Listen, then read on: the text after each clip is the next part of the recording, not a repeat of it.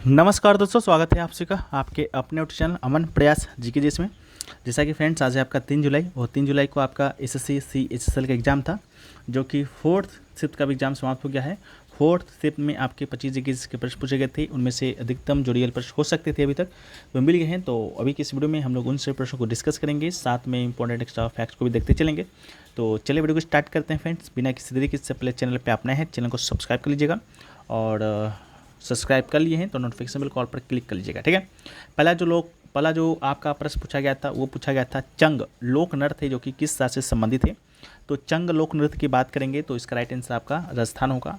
चंग जो लोक नृत्य है राजस्थान का सबसे प्रसिद्ध लोक नृत्य है, चंग लोक नृत्य, ठीक है।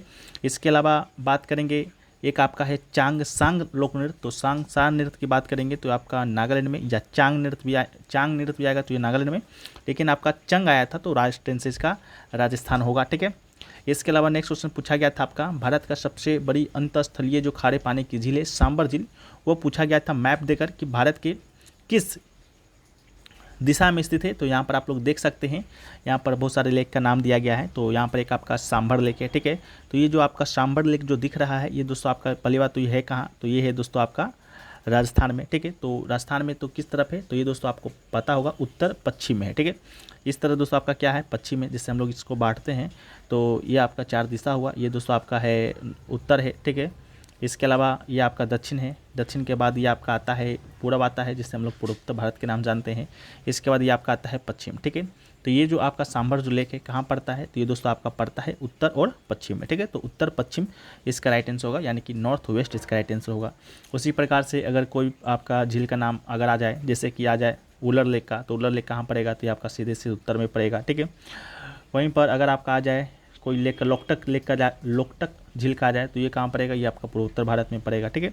तो इस प्रकार करके आपको याद रखना है, ठीक है। तो सांबर लेक पूछा गया था, तो उत्तर पश्चिम में आपका ये सांबर लेक है जो कि आपका स्थित है, ठीक है। तो इसका राइट आंसर हो जाएगा। इसके बाद सांबर झील की बात करते हैं तो खारे पानी की झील है, राजस्थान में है। इसका क्षेत्रफल 5,402 किलोमीटर है। इसके अलावा इस झील में पानी 6 नदियों यानी कि मैनता, रूपनगर, खड़ी, खंडेला, मेरता एंड सामोद के द्वारा प्राप्त होता है। सांबल झील भारत की दूसरी सबसे बड़े खारे पानी की झील है। चिल्का झील भारत की सबसे बड़ी खारे पानी की झील है, ठीक है। तो यहाँ पर आपका चिल्का झील भी होगा कहीं ना कहीं, ठीक है। तो उसको भी आप लोग देखिएगा कहाँ पर पड़ता है, ये आपका उड़ीसा में है। तो आप लोग उसी माध्यम से पता कर लीजिएगा कि आपका चिल्का लेक कहाँ पड़ता है, ठीक है। देखिए नेक्स्ट क्वेश्चन में बढ़ते हैं। उससे पहले दोस्तों आपको बता दें कि एसएससी फेज 12 का और सीपीयू का भी एग्जाम अभी हाल में समाप्त हुआ है, और इन्हीं से संबंधित जो प्रश्न हैं आपके एग्जाम में हुबहू आते हैं, या तो उसके एक्स्ट्रा फैक्ट्स आते हैं, नहीं तो डायरेक्ट वही प्रश्न डायरेक्ट आपके एग्जाम में आ जाते हैं आपके CHSL एग्जाम में, ठीक है। तो अगर आपका CHSL का एग्जाम बाकी है तो 500 प्लस प्रश्नों का ये PDF लेना चाहते हैं, जो कि बिल्कुल एक्स्ट्रा फैक्ट के साथ होगा, तो मात्र 49 रुपये में आप इसे प्राप्त कर सकते हैं। 2 व्हाट्सअप नंबर दिया गया है, दोनों में से किसी एक पर संपर्क कीजिएगा। साथ में आपको 10 प्लस टॉपिक वाइज PDF है जो कि फ्री भी दिया जाएगा। साथ में जो CHSL का एग्जाम चल रहा है उसका भी PDF आप लोग को प्रोवाइड करा दिया जाएगा, ठीक है। तो एक बार चेकआउट जरूर कर लीजिएगा। 2 व्हाट्सअप नंबर है किसी एक पर। नेक्स्ट क्वेश्चन जो पूछा गया कि भारतीय संविधान का कौन सा अनुच्छेद नागरिकता से संबंधित है। तो नागरिकता से अनुच्छेद पूछा गया था, तो इसका राइट आंसर आपका हो जाएगा 5 से 11, ठीक है।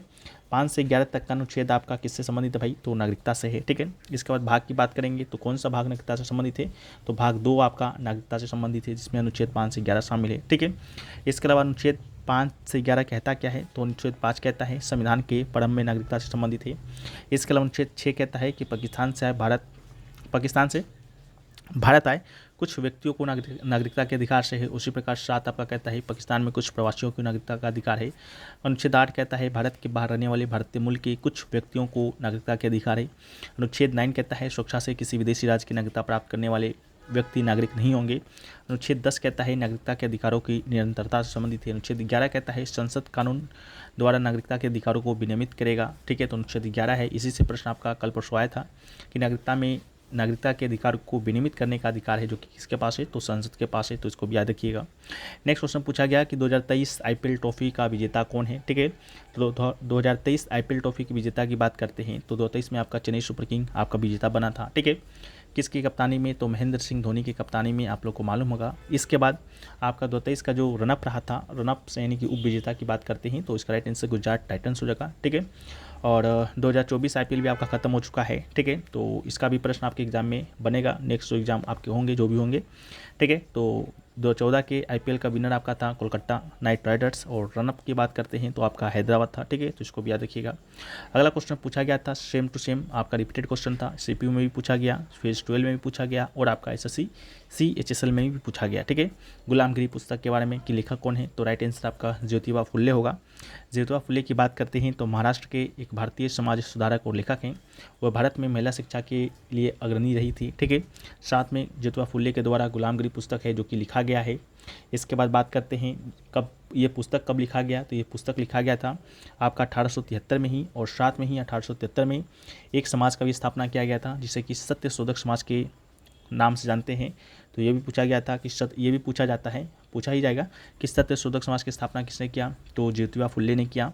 इसके अलावा ये जो सत्यशोधक जो समाज था भारत में जाति व्यवस्था के खिलाफ लड़ाई लड़ रहा था, ठीक है। उनकी पत्नी थी सावित्रीबाई फुल्ले जो कि भारत में महिला शिक्षा की अग्रणी थी। इसके अलावा ज्योतिबा फुल्ले और उनकी पत्नी ने 1851 में पुणे में प्रथम कन्या विद्यालय की भी स्थापना है जो कि किया था, इसको भी आप याद रखिएगा।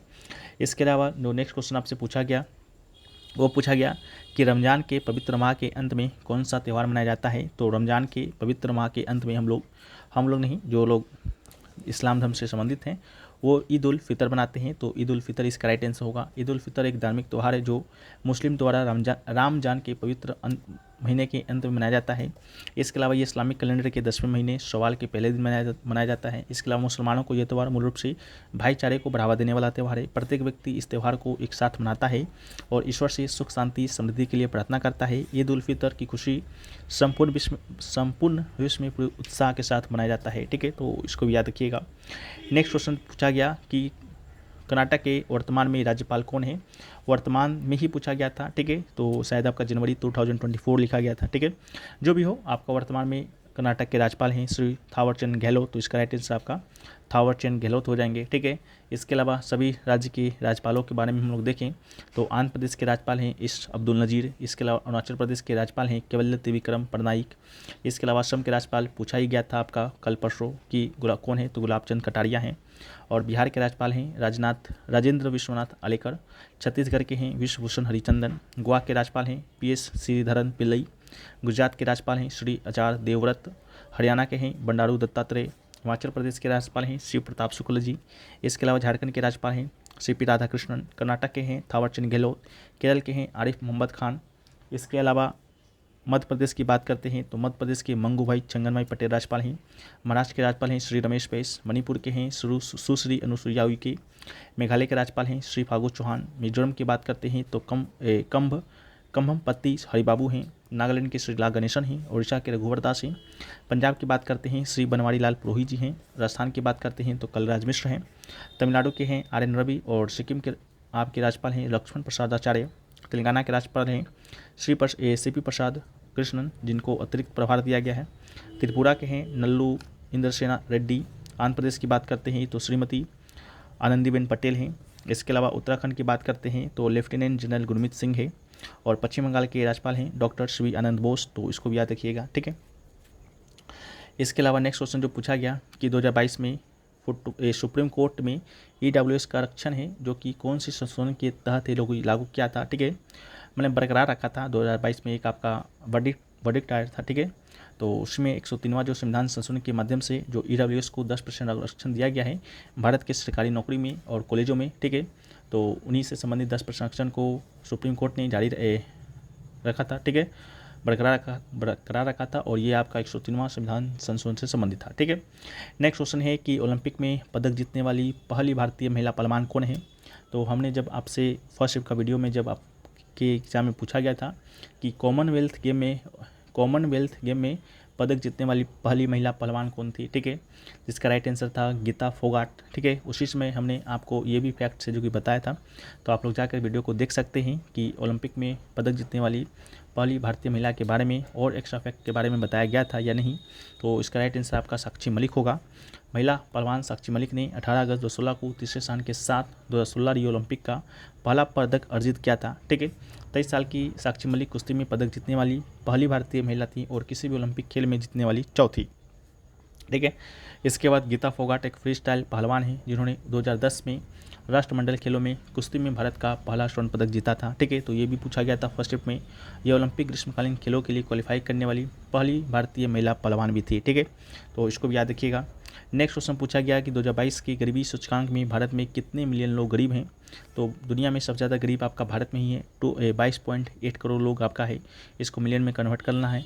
इसके बाद नाइजीरिया के लोग हैं भारत के बाद। ठीक है, ये जो आपका गरीबी सूचकांक है, बहुआयामी गरीबी सूचकांक वैश्विक वाला, ये आपका यूएनडीपी और Oxford poverty and human development initiative OPHI के द्वारा जारी किया जाता है। तो 2022 में जारी किया गया था। इसी के अकॉर्डिंग भारत में इतना गरीब है और नाइजीरिया में इतना है। भारत फर्स्ट पर है, नाइजीरिया सेकंड पर है। ठीक है, नेक्स्ट क्वेश्चन है कि दिनेश कुमार त्रिपाठी 2024 में किस पद के लिए नियुक्त किए गए हैं।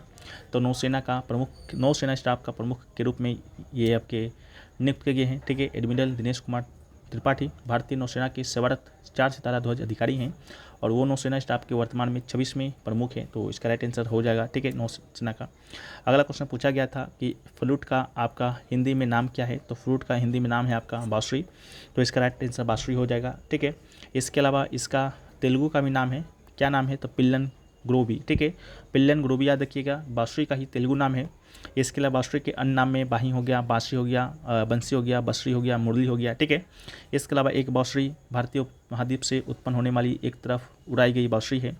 यह बांस से निर्मित एरोफेन है जिसका उपयोग हिंदुस्तानी शास्त्रीय संगीत में किया जाता है। इसे ऋग्वेद और हिंदू धर्म के अन्य वैदिक ग्रंथों में नारी तुनमा के रूप में जाना जाता है। इसके महत्व संचालन की चर्चा संस्कृत ग्रंथ नाट्यशास्त्र में की गई है। ठीक है, नेक्स्ट क्वेश्चन है कि किस देश ने पहली बार फीफा कप जीता है। ठीक है, तो जब आपका पहला जो फीफा विश्व कप हुआ था वो आपका उरुग्वे ने जीता था और सौभाग्य देखिए कि उरुग्वे के द्वारा ही इसका आयोजन किया गया था। यानी कि पहली बार फीफा कहाँ आयोजित हुआ, उरुग्वे में हुआ। जीता कौन, उरुग्वे हुआ।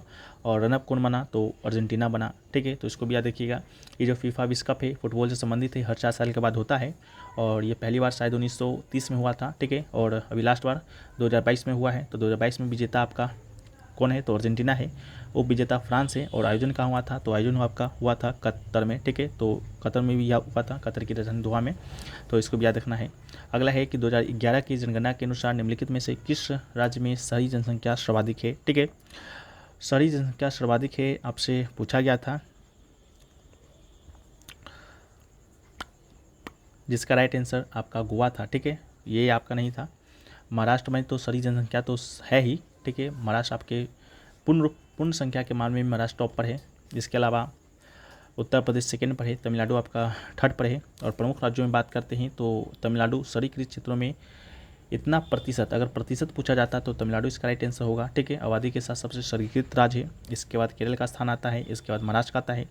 हिमाचल प्रदेश की बात करते हैं तो शहरी आबादी का अनुपात सबसे यहाँ पर कम है। और इसके बाद बिहार का आता है, इसके बाद आपका असम का आता है। इसका आपका थोड़ा सा क्वेश्चन आपका चेंज हो सकता है, मे बी आपसे गोवा इसका राइट आंसर था। ठीक है, गोवा स्टूडेंट के द्वारा बताया गया था। ठीक है, एक बार हम इसको चेक करते हैं कि आखिरकार आपका क्या पूछा गया था। ठीक है, एक बार तो आपसे राज्यों में सबसे अधिक प्रतिशत पूछा गया था शहरी आबादी का, तो इसका राइट आंसर गोवा ही होगा। ठीक है, गोवा में 62.2% आपका जो है लोग हैं जो कि शहर में रहते हैं। ठीक है, तमिलनाडु में तो मात्र 48.4 रहते हैं। तो ये आपका प्रमुख राज्यों में है, लेकिन ओवरऑल राज्य में बात करेंगे तो गोवा ही आपका इसका राइट आंसर होगा। ठीक है, तो इसको सही कर लीजिएगा, गोवा आपका इसका राइट आंसर हो जाएगा। नेक्स्ट क्वेश्चन है कि what are the 7 level of classification of species. ठीक है, आपको टेक्सोनॉमी से आया था, आपको इसको सजाना था कि जो आपका 7 लेवल है टेक्सोनॉमी का, kingdom, phylum, class, order, family, genus और स्पीसीज, इसको सही क्रम में सजाना था। तो क्रम आपका यही है, पहले आपका स्पीसीज आता है, इसके बाद आपका जेनस, फिर फैमिली, फिर ऑर्डर, फिर क्लास, फिर फाइलम, फिर किंगडम, फिर जाकर डोमेन होता है। ठीक है, तो इसको इसी थ्रू में सजा लीजिएगा नीचे से लेकर ऊपर तक। अगला है कि छन्नूलाल मिश्र है जो कि कौन से घराने से संबंधित है। तो छन्नूलाल मिश्र की बात करते हैं तो छन्नूलाल जो मिश्र हैं आपका किराना व बनारस घराने के मिश्र ठुमरी गायक है। ठीक है, तो आपके ऑप्शन में या तो किराना होगा और या तो बनारस होगा। ठीक है, इसके बाद बात करते हैं आपका नॉर्मन बोरलॉग से भी प्रश्न आया था। ठीक है, और 1970 में भी नोबेल शांति पुरस्कार मिला था, किस क्षेत्र में मिला था, ये इस टाइप का कोई प्रश्न आया था। ठीक है, उसको भी आप लोग एक बार देख लीजिएगा और कमेंट सेक्शन में बताइएगा। ठीक है, नॉर्मन ब्लॉक की बात करते हैं तो अमेरिका के शिव वैज्ञानिक थे जिन्हें हरित क्रांति के जनक के रूप में जाना जाता है पूरे विश्व में। 1970 में इनको नोबेल शांति पुरस्कार मिला था। योगदान की बात करते हैं तो हरित क्रांति में योगदान था। इसके अलावा विश्व खाद्य पुरस्कार 1986 में नॉर्मन ब्लॉक के द्वारा ही दिया जाता है और उन्होंने एक भरी भूखी दुनिया को खिलाने के लिए जीवन भर काम किया था, ठीक है। और सिंथेटिक उर्वरक और कीटनाशकों का परिचय भी करवाया था पूरे विश्व को। झूठ बोल देनी था।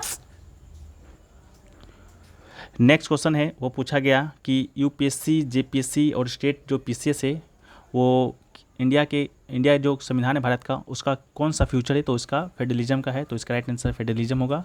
और नेक्स्ट होगा कि what dwarf plant take 300 years to make an orbit around the sun, ठीक है। तो इसका जो राइट आंसर है दोस्तों आपका मेक हो जाएगा, जो कि आपके ऑप्शन में दिया गया था। और ये जो मेक है ये आपका एरिस और प्लूटो के बाद तीसरा सबसे बड़ा बना ग्रह है। और मेक प्लूटो से थोड़ी दूर से और 4.26 अरब मील और औसत दूरी से सूर्य की परिक्रमा करता है और हर 310 साल बाद एक परिक्रमा को पूरा करता है, ठीक है। एक क्वेश्चन आपका what state that like charge repel and opposite charge attract से भी आया था, तो जिसका राइट आंसर आपका चार्ल्स ऑगस्टिन डी कूलम था। 1785 में चार्ल्स ऑगस्टिन डी कूलम नामक एक फ्रांसीसी वैज्ञानिक ने दो विद्युत आवेशित पदार्थ के बीच एक ठोस गणितीय संबंध जो कि गढ़ा। और कूलम का नियम, जिसे अक्सर कूलम के व्युत्क्रम वर्ग नियम के रूप में जाना जाता है, यह समीकरण जो उस बल का वर्णन करता है जो निकायों और एक दूसरे को आकर्षित या प्रतिकर्षित करता है, ठीक है। तो ये सभी क्वेश्चन पूछे गए थे, तो आप लोग देख लीजिएगा, वीडियो को लाइक कर दीजिएगा, चैनल पर नए चैनल को सब्सक्राइब कर दीजिएगा। मिलते हैं हम लोग नेक्स्ट वीडियो में, जब तक के लिए जय हिंद।